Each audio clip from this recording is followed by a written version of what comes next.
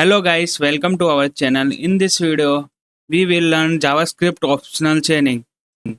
So JavaScript optional chaining is a new feature to introduce in ES 2020 that simplify the process of accessing priorities nested within object nested within object, especially when dealing with pro- potentially null और undefined values.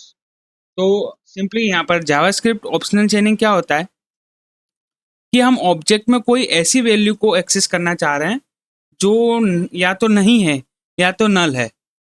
तो उस time पे हमें कोई error ना मिले, उसके लिए हम लोग ऑप्शनल चेनिंग का यूज़ करते हैं। आपको अभी समझ नहीं आ रहा होगा, मैं अभी थोड़ा समझाता हूँ डीप में, तो आपको समझ आएगा। सिंपली इसका यूज़ हम लोग एरर से बचने के लिए करते हैं। वो कैसे, मैं आपको बताता हूँ। पहले डेफिनेशन पूरी कर देते हैं। It's provide constant syntax for accessing properties deep with the nested object without encountering error due to null or undefined values। यानी हम लोग encountering errors मतलब कोई null और undefined की वजह से कोई error आ रहा है, उसे बचने के लिए हम लोग ऑप्शनल चेनिंग का यूज करते हैं। This help in writing clear and more readable code by reducing need explicit null check और कंडीशनल। ये हमें हेल्प क्या करता है, क्लीनर कोड लिखने में, एरर से बचने के लिए हम लोग ऑप्शनल चेनिंग का यूज करते हैं। ये इंटरव्यू में कई बार आपको पूछ भी लेते हैं कि ऑप्शनल चेनिंग क्या होती है। अब उसका एक एग्जाम्पल देखते हैं तो समझ आएगा। तो चलो ऑप्शनल चेनिंग को एग्जाम्पल से सीखते हैं। तो यहाँ पर सिंपली मैं एक ऑब्जेक्ट बना देता हूँ, कॉन्स्ट ऑब्जेक्ट। इसके अंदर एक केट नाम का ऑब्जेक्ट बनाएंगे। यहाँ पर उसका नेम, एज और ब्रीड दे दिए। अब इसको हम लोग एक्सेस कैसे कर सकते हैं, डॉट करके, जैसे object dot cat dot name, तो हमें ऑब्जेक्ट कैट का नेम मिल जाएगा। तो इसे हम रन करते हैं। एक मिनट। नोड,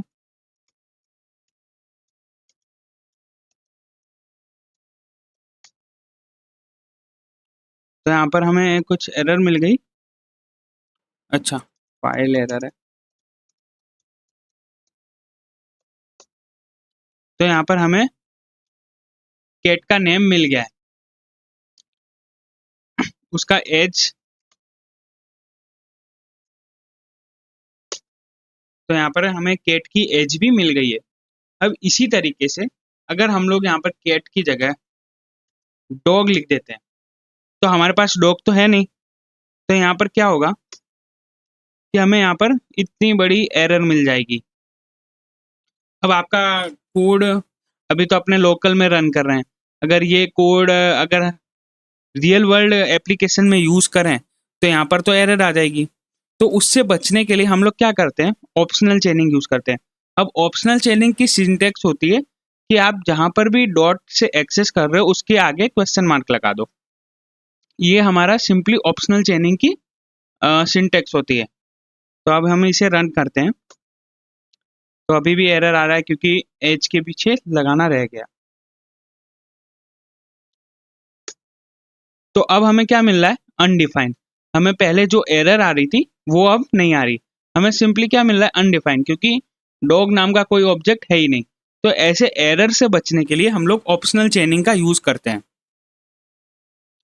और आगे देखते हैं। यहाँ पर